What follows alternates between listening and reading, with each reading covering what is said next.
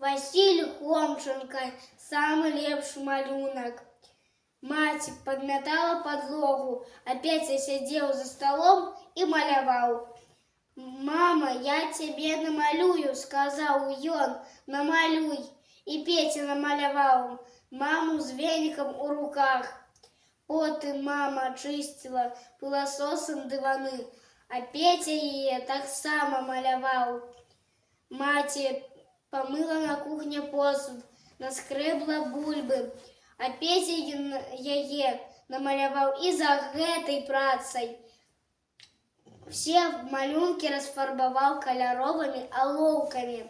Прыгожа атрымалася маці. Прыйшоў з работы бацька.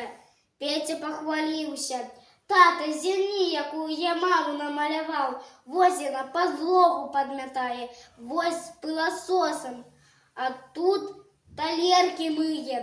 Праўда, я добра намаляваў». «Добра», — згадзіўся бацька.